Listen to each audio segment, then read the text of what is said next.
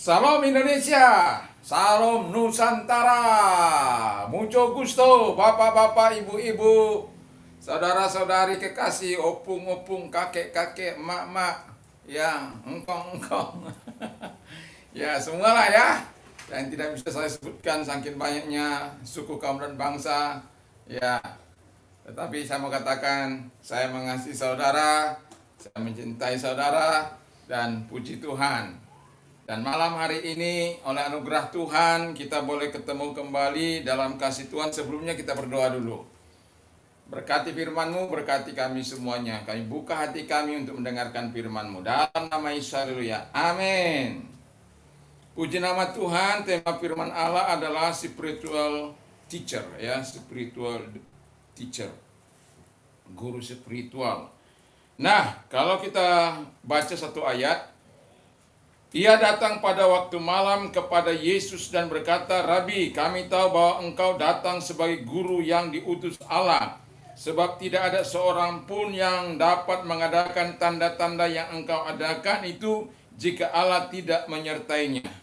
Nah, sebagai orang percaya kita memiliki sebagai sebutan, ya kadang kita disebut sebagai pemberita, the healer, ya penyembuh, karena kita Tuhan izinkan untuk menumpangkan tangan atas orang-orang sakit dan orang sakit itu sembuh. Lalu kemudian the teacher, ya guru, karena setiap orang harus menjadi guru sebenarnya, baik itu orang tua terhadap anak-anaknya yang paling keluarga yang paling kecil, atau orang-orang menjadi guru bagi dirinya supaya apa dia bisa mendisiplinkan diri dalam kehidupan ini. Saya juga mengajar sebagai apa? Kalau watashi wa eigo to nihongo no sensei desu. Jadi saya itu guru bahasa Inggris dan juga guru bahasa Jepang. Jadi sangat berbeda kalau kita mengajar di sebagai guru, ya guru bahasa atau guru matematika, guru kimia, guru bahasa Indonesia, guru PPKN. PPKN masih ada hubungannya, tapi guru biologi dan lain sebagainya sangat berbeda. Kita mengajar tanpa harus menunjukkan moral dan perbuatan-perbuatan karakter kita yang berasal dari nilai-nilai Kristus. Tapi ketika kita disebut sebagai guru dalam pengajaran spiritual, maka tidak bisa kita seperti mengajar orang yang bahasa Inggris atau bahasa Jepang. Tetapi ketika kita menjadi guru spiritual, kita akan lebih mudah memberikan dampak bagi mereka-mereka yang kita ajar. Jadi, puji nama Tuhan. Kalau guru itu disebut one who instruct another, seseorang yang mengajar orang lain, atau one who should know better or more, seseorang yang mengetahui lebih atau ya katakanlah lebih dari yang lain gitu ya. Jadi itu guru. Nah, kalau dikatakan guru spiritual atau guru rohani, maka bukan karena kelebihan kita, bukan karena kecakapan kita, bukan karena kehebatan kita, tapi karena memang kita memiliki karakter yang dari Yesus itu. Sebagai guru rohani, tidak bisa kita hidup asal-asalan, berkata asal-asalan, tidak bisa. Sebagai guru spiritual teacher, kita harus bertanggung jawab dengan apa yang kita katakan. Coba saya bacakan dalam satu ayat yang dikatakan oleh Yakobus 3 ayat 1. "Saudara-saudaraku, janganlah banyak orang di antara kamu mau menjadi guru, sebab kita tahu bahwa sebagai guru kita akan dihakimi menurut ukuran yang lebih berat." Jadi memang nggak gampang untuk menjadi guru rohani itu. Tetapi mau saya katakan, seorang guru rohani harus memiliki yang namanya understanding, pengertian. Jadi ketika kita mengajar orang-orang berdosa, katakanlah orang-orang berdosa, tentu kita tidak bisa samakan diri kita dengan mereka. Kita harus memiliki pengertian yang lebih kepada mereka, bahwa kita dalam rangka menggiring mereka kepada Yesus Kristus supaya mereka menjadi lahir baru, sama seperti Yesus tadi yang mengajar Nikodemus, orang guru spiritual orang-orang Yahudi, tetapi secara karakter dia belum lahir baru di dalam Kristus Yesus. Sekalipun dia pengajar, tapi dia tidak mengerti tentang hal-hal spiritual yang diajarkan oleh Yesus. Tetapi dia memiliki pengertian tentang Nikodemus itu. Itu sebabnya dia memberikan pengajaran yang lugas supaya Nikodemus itu mengerti. Yang pada akhirnya Nikodemus itu bisa menerima Yesus, membela Yesus di kemudian hari. Nah, jadi seorang guru dia harus memiliki 3 hal. Yang pertama tadi adalah understanding, supaya dia bisa mengerti tentang apa yang diajarkan kepada orang-orang yang belum sungguh-sungguh dalam Tuhan, dan menggiring mereka untuk masuk kepada kehidupan yang sesungguhnya. Itu sebabnya tidak bisa seorang guru mengatakan saya mengajarkan kepada mereka satu contoh ya untuk mengasihi, sementara saya suka membenci orang lain. Atau saya mengatakan bacalah firman Allah itu setiap hari, sementara saya tidak pernah membaca firman Allah.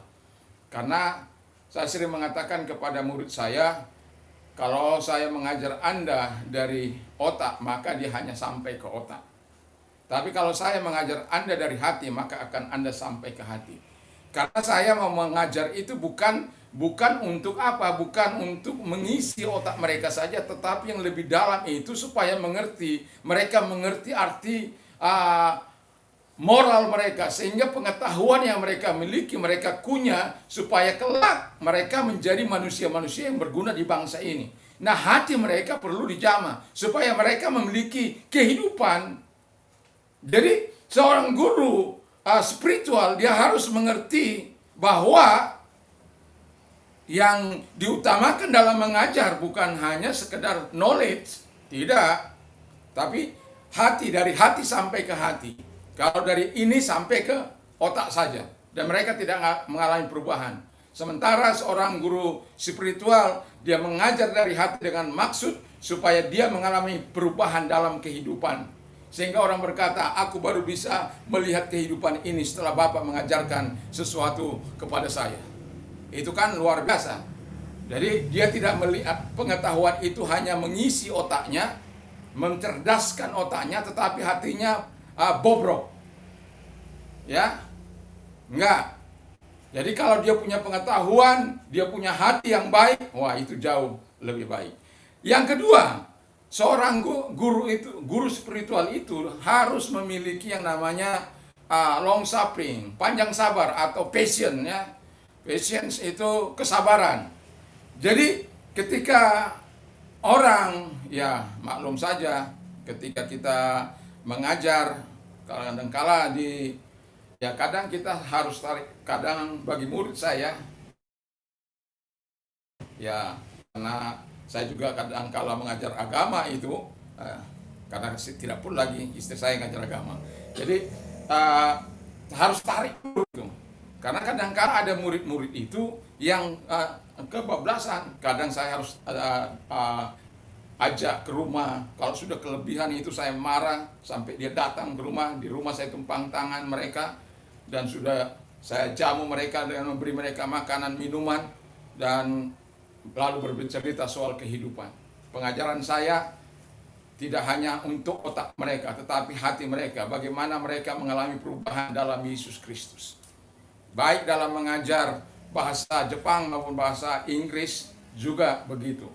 Sehingga ada murid saya berkata begini, Pak, kalau saya nanti sudah berhasil, Bapak orang pertama yang saya panggil, saya undang, karena saya bisa mengerti kehidupan itu karena Bapak.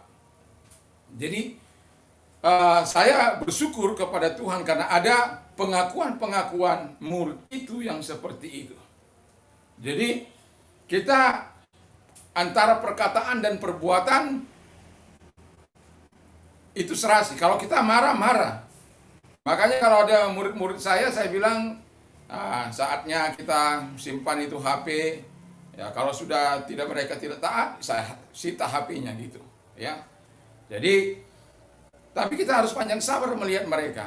Karena apa? Perilaku mereka yang masih remaja, yang katakan masih usia belasan tahun, yang belum bisa mengekang dirinya, mengendalikan diri mereka. Nah, kita sebagai pengajar mereka, kita harus susupkan nilai-nilai kehidupan, karakter itu. Bukan hanya knowledge yang kita isi kepada mereka, tapi nilai-nilai kehidupan universal. Karena kita tidak bisa memaksakan kehendak kita kepada mereka. Tetapi saya mau katakan, saya telah melihat banyaknya perubahan murid-murid. Satu contoh, ada murid saya saking sudah apanya, saya menghukum dia. Waktu itu saya masih guru religion ya, agama.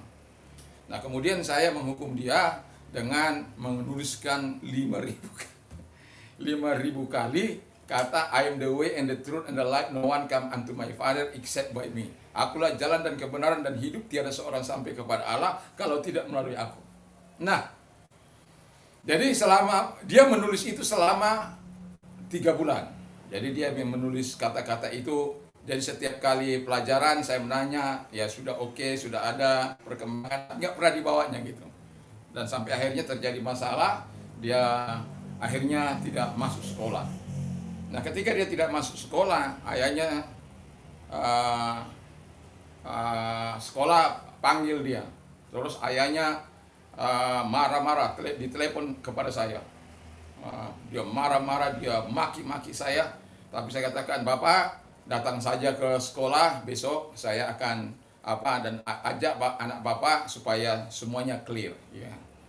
Setelah sampai di sekolah, saya menerangkan kenapa saya memberikan hukuman pada dia sebanyak 5.000 kali menulis, I am the way and the truth and the life, no one come unto my Father except by me. Saya hanya berharap sampai tulisan yang ke-5.000 kali itu, ada harapan saya dia untuk mengalami perubahan bersama dengan Yesus. Karena setiap saat dia menulis, saya berkata setiap kali, berjumpa dengan dia Tuhan, bertemu dengan dia. Jadi bukan 1 hari, 2 hari itu Pak, 3 bulan itu tugas. Kalau hanya menuliskan I'm the way and the truth and the life, no one come unto my Father except by me, itu gampang itu kalau mau menulis. Memang capek, tapi tujuan saya adalah supaya dia mengalami pembaruan dari Tuhan. Lalu setelah itu dia tendang anaknya, dia pukul di hadapan saya. Saya katakan kalau Bapak menendang anak Bapak, memukul anak Bapak, saya polisikan Bapak. Jadi jangan coba-coba menendang di sekolah ini. Itu kekerasan.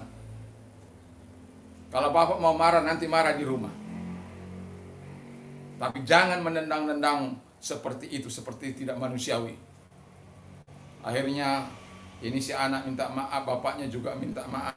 Ya kita harus panjang sabar, namanya juga guru.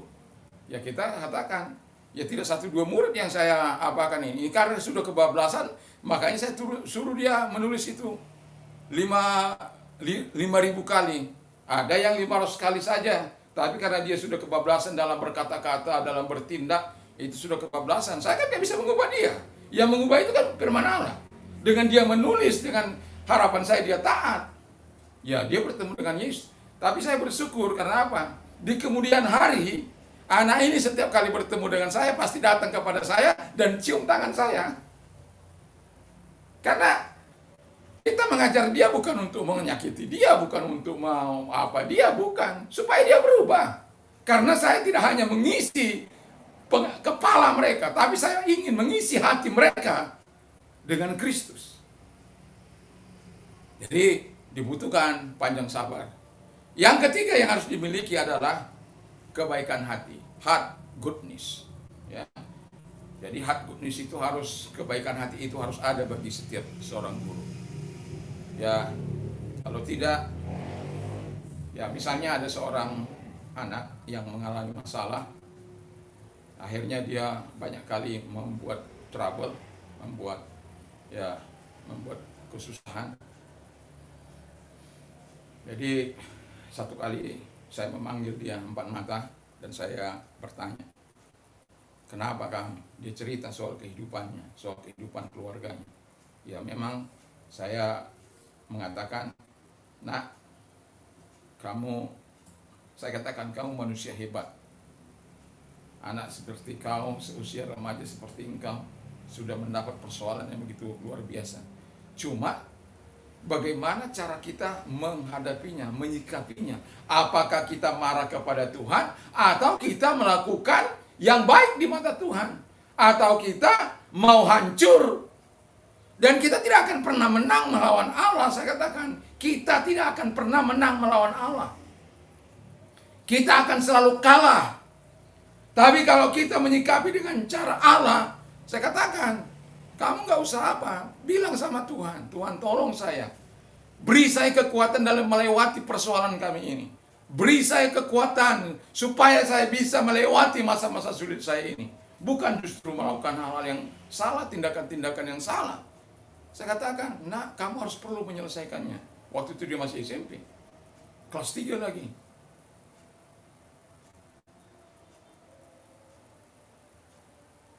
Kamu harus sampai selesai pendidikanmu. Nah, jangan.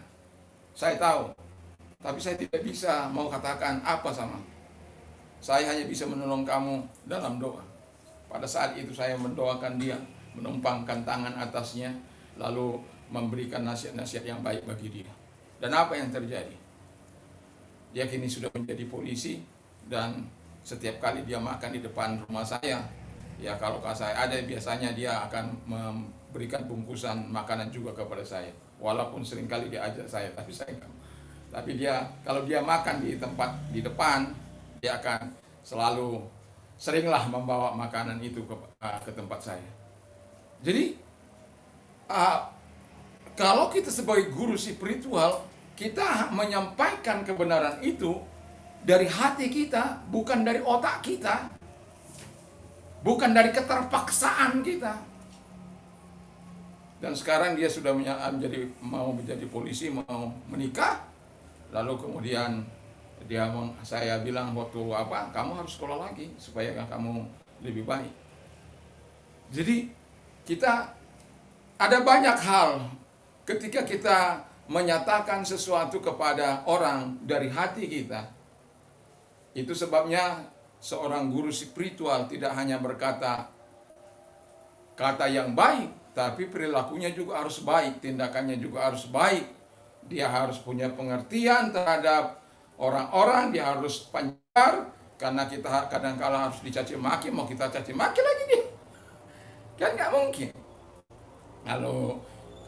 Lalu kita harus punya hati yang baik. Hati di situ selalu harus ada. Karena demikianlah Yesus. Dan pada akhirnya dia, walaupun hari itu dia tidak Nikodemus tidak mengalami pembaptisan, tetapi dia mengalami dari dalam, perubahan dari dalam.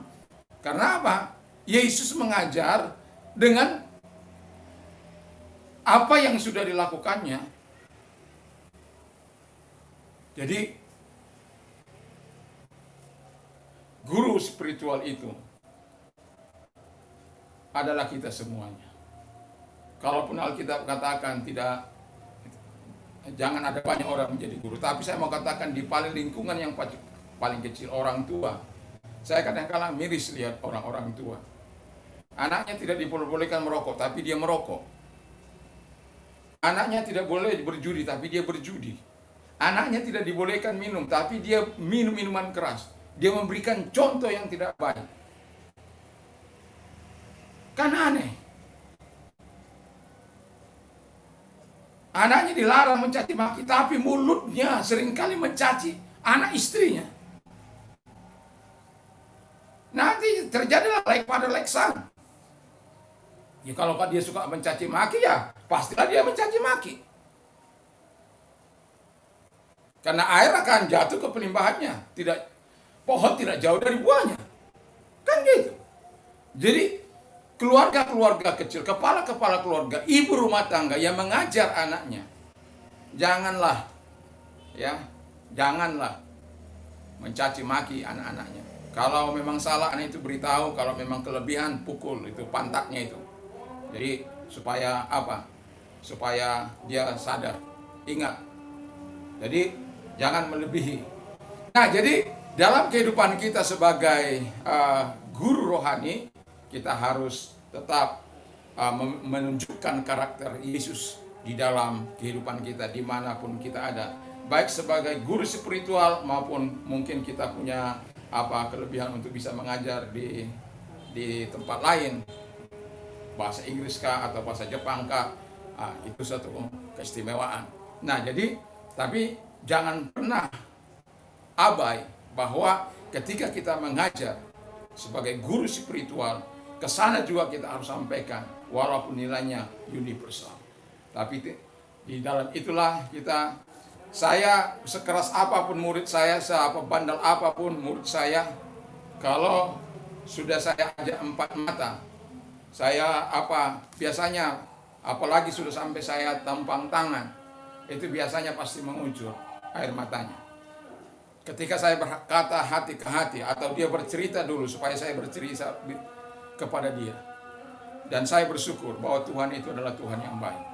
Tapi adalah yang terbaik yang kita lakukan, memiliki karakter Kristus ketika engkau mau menjadi pengajar spiritual. Tuhan Yesus memberkati, mari kita berdoa. Kami bersyukur berterima kasih kepadamu Tuhan, buat segala kasih dan rahmat-Mu dalam kehidupan kami. Biarkan kami menikmati segala kebaikan Tuhan, fasilitas Tuhan, kemurahan Tuhan, karakter Tuhan, belas kasihan Allah, panjang sabar Allah, kebaikan Allah di dalam kehidupan kami. Sehingga semua rakyat Indonesia memulai ketiga hal itu dalam kehidupannya Tuhan Yesus. Sehingga kami bisa saling punya pengertian satu dengan yang lain. Panjang sabar terhadap baik hati kepada semua orang, baik dalam situasi dan kondisi apapun. Tuhan tolonglah kami, presiden kami, wakil presiden, pejabat-pejabat negeri ini. Kami juga berdoa baik gubernur, wali kota, bupati, camat, lurah, RT, RW, jauhkan Tuhan Bapa di surga dari segala keadaan yang tidak, jauhkan dari sifat-sifat korupsi, manipulasi dan lain sebagainya dari orang-orang intoleran radikal di pemerintah kami. Terima kasih Bapak di surga, terima kasih. Kami sungguh bersyukur gereja Aras Nasional juga kami serahkan dalam tangan Tuhan. Tuhan berkati, para pimpinan juga Tuhan berkati, gereja-gereja yang berada di bawah naungannya juga Tuhan berkati. Kami juga gereja GP, Tuhan berkati, semuanya diberkati oleh Bapak. Yang saya mau katakan kepada Anda yang sakit dalam nama Yesus, terimalah kesembuhan dari Tuhan. Apapun sakit penyakitmu, jantung koroner kah, stroke kah, cancer kah, tumor kah, dan kelemahan tubuh lainnya kah, mati badan separuh kah, atau apapun namanya yang tidak bisa saya sebutkan satu demi satu. Yesus mengetahui persis keadaanmu dan Yesus bisa menyembuhkan engkau karena oleh bilur-bilurnya engkau telah sembuh, kata firman Allah. Engkau hanya tinggal mengimani dan mempercayai, dan apapun sakit penyakitmu, di dalam nama Yesus segala sakit penyakitmu kami perintahkan keluar, dan oleh bilur Tuhan Yesus engkau sembuh, dan oleh kuasanya engkau sembuh dalam nama Yesus. Buta melihat, tuli mendengar, bisu berkata-kata, lumpuh berjalan, lepra tahir, kanker, segala kelemahan dan sakit penyakit disembuhkan oleh Yesus. Terima kasih buat sahabat-sahabat kami sidang jemaat Tuhan. Tuhan juga memberkati. Biarkan kami mengambil bagian dalam menjadi salah satu dari tugas kami, atau sebagai pemberita, atau sebagai healer, atau sebagai teacher. Tuhan tolong kami sehingga kami mengambil tanggung jawab ini dengan penuh tanggung jawab. Biarkan karakter-Mu tetap ada dalam kehidupan kami. Dan bila kami gagal, Tuhan tolong ingatkan kami, sehingga Tuhan Bapa di surga, pengajaran kami adalah pengajaran yang mengandung berkat bagi banyak orang. Di dalam nama Tuhan Yesus Kristus kami bersyukur dan berdoa. Haleluya. Amin. Damai sejahtera Allah yang melampaui segala akal akan memelihara hati dan pikiran mulai saat ini sampai selama-lamanya. Dan berbahagialah orang yang mendengarkan firman Allah dan yang memeliharanya dan melakukannya dalam hidupnya, karena